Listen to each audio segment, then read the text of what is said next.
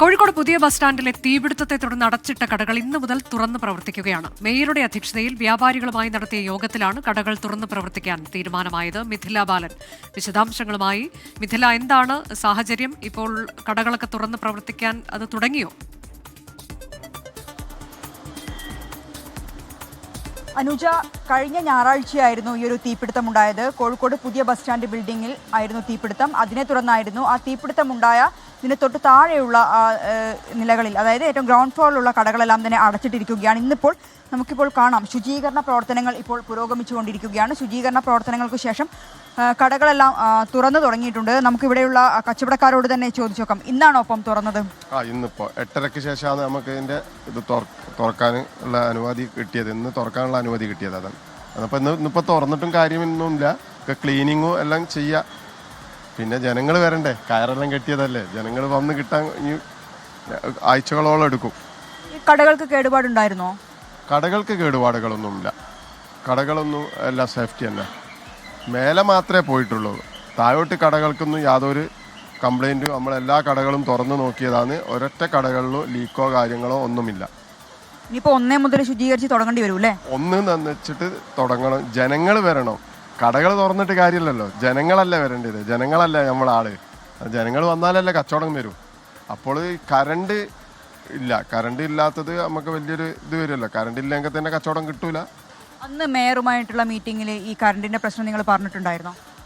മേയറുമായിട്ട് ഇപ്പോൾ സംസാരിച്ചപ്പോൾ മേയർ അത് ശരിയാക്കാമെന്ന് പറഞ്ഞതാണ്. അപ്പോൾ ഇലക്ട്രിസിറ്റി ബോർഡ് 3 ആഴ്ചത്തെ ടൈം നമ്മളോട് ചോദിച്ചിട്ട്, 3 ആഴ്ച എന്ന് പറഞ്ഞാൽ ചിലപ്പോൾ ഒരു മാസങ്ങളോളം എടുക്കും. എന്താണ് 158 മീറ്ററുകളാണ് ഈ ബസ് സ്റ്റാൻഡിലുള്ളത്. 158 മീറ്റർ.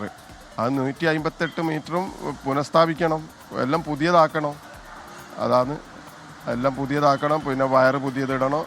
അന്നപ്പോൾ ഒരു മൂന്നാഴ്ച ടൈം എന്തായാലും എടുക്കും. അത് തീർച്ചയായും അനുജ, നമുക്കിപ്പോൾ ദൃശ്യങ്ങളിലേക്ക് കാണാം. ഇവിടെയുള്ള ആളുകളെല്ലാം നിലത്തൊക്കെ ചെളിയായിരുന്നു. അതെല്ലാം ഇവർ മാറ്റുന്ന, വൃത്തിയാക്കുന്ന ദൃശ്യങ്ങളാണ് നമ്മൾക്കിപ്പോൾ കാണുന്നത്. കഴിഞ്ഞ ഒരാഴ്ചയായി ഈ കടകളെല്ലാം തന്നെ അടച്ചിട്ടിരിക്കുകയാണ്. ഇവർ പറഞ്ഞ ഒരു പ്രധാനപ്പെട്ട കാര്യം, നിലവിൽ ഇവർക്ക് വൈദ്യുതി കണക്ഷൻ കിട്ടിയിട്ടില്ല. അന്ന് വിച്ഛേദിച്ചതാണ് ഈ ബിൽഡിങ്ങിലെ വൈദ്യുതി കണക്ഷൻ. അത് എന്തുതന്നെയാലും 1 മാസത്തോളം സമയം എടുക്കും എന്നാണ് നിലവിൽ നമുക്ക് മനസ്സിലാവുന്നത്. അത് വേഗത്തിൽ പുനഃസ്ഥാപിക്കണം എന്നാണ് ഇവർ ആവശ്യപ്പെടുന്നത്. മാത്രമല്ല, നിലവിൽ ഇപ്പോൾ ഇങ്ങോട്ട് ആളുകൾ എത്താതിരിക്കാൻ കഴിഞ്ഞ ഒരാഴ്ചക്കിടെ ഇവിടെ കയറൊക്കെ കെട്ടി, വടമൊക്കെ കെട്ടി തിരിച്ചിട്ടുണ്ടായിരുന്നു. അതുകൊണ്ട് തന്നെ ജനങ്ങൾ ഇങ്ങോട്ട് എത്തുക എന്നതാണ് പ്രധാനം. പഴയതുപോലെ തന്നെ ഇവർക്ക് ഇവിടെ കച്ചവടം തുടങ്ങണമെങ്കിൽ ജനങ്ങൾ ഇങ്ങോട്ട് എത്തണം.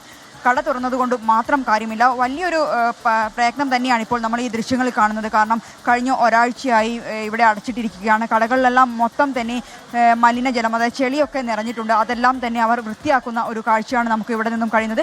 എന്തുതന്നെയായാലും ഒരു 2-3 ദിവസം എടുക്കും ഈ കടകളെല്ലാം തുറന്ന് സാധാരണ നിലയിലേക്ക് എത്താൻ. എന്താണ്, ഇന്ന് തുറക്കുകയാണോ കട?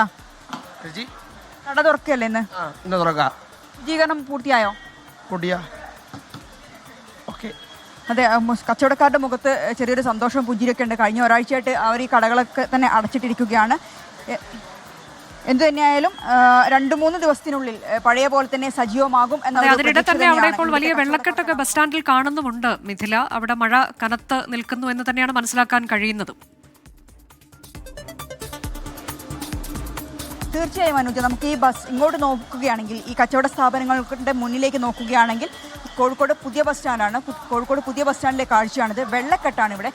ആളുകളെല്ലാം തന്നെ ഈ വെള്ളക്കെട്ടിലൂടെയാണ് ബസ് കയറാൻ പോകുന്നതും ഒക്കെ ചെയ്യുന്നത്. രാവിലെ മുതൽ, ഇന്നലെ രാത്രി മുതൽ അല്ലെങ്കിൽ ഇന്ന് രാവിലെയൊക്കെ നല്ല അതിശക്തമായ മഴയുണ്ട്. ഈ അതിശക്തമായ മഴയിലാണ് ഇത്തരത്തിൽ ബസ് സ്റ്റാൻഡിൽ വെള്ളക്കെട്ട് രൂപപ്പെട്ടത്. ബസ് സ്റ്റാൻഡിൽ മാത്രമല്ല, നഗരത്തിലെ പലയിടങ്ങളിലും ഇത്തരത്തിലുള്ള സമാനമായ രീതിയിൽ വെള്ളക്കെട്ടുണ്ട്.